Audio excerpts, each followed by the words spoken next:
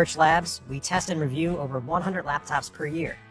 The new MacBook Pro sports a more compact aluminum design that's 17% thinner. At 3 pounds, it's just as light as the MacBook Air. But Windows ultraportables like the Dell XPS 13 and HP Spectre are still lighter. You can take your pick from Apple's traditional but boring silver finish, or a new space gray color that I like better. But there's a trade-off for that slim profile. Apple includes just 2 Thunderbolt 3 ports and a headphone jack.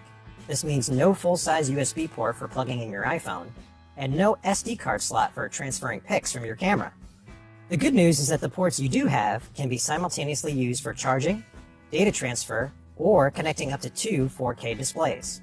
The MacBook Pro's keyboard is a lot flatter than before, which means there's not much travel, but I found the second generation butterfly mechanism to be plenty snappy when typing my review, hitting my typical 65 to 70 words per minute. No, you don't get a touchscreen, but the touchpad is twice as large as before, and the Force Touch haptic feedback makes it feel mechanical, even though it's not. The Retina display literally outshines the competition. It hit nearly 500 nits of brightness on our tests, and it covers more of the color gamut than its Windows foes. This screen is great for watching video or editing photos. See those stereo speakers on either side of the keyboard? They're twice as powerful as before.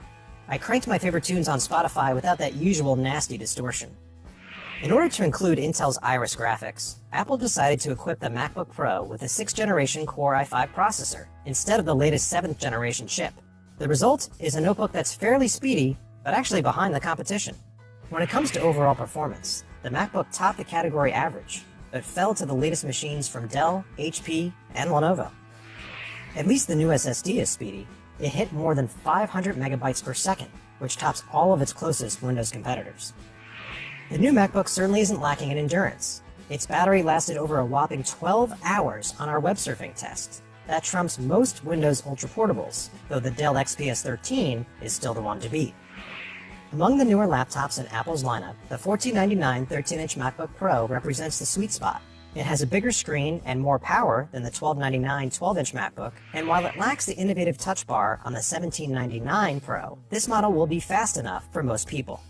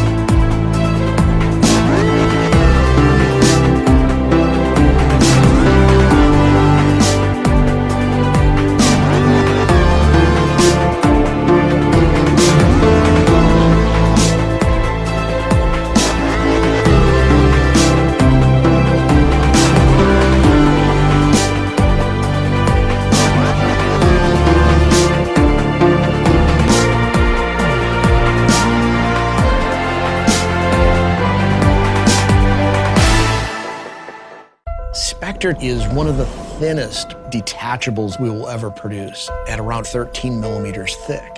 When you attach the keyboard, you get the full functionality of a PC. When you separate the two, the magnets release, and instantly I have a tablet on the go.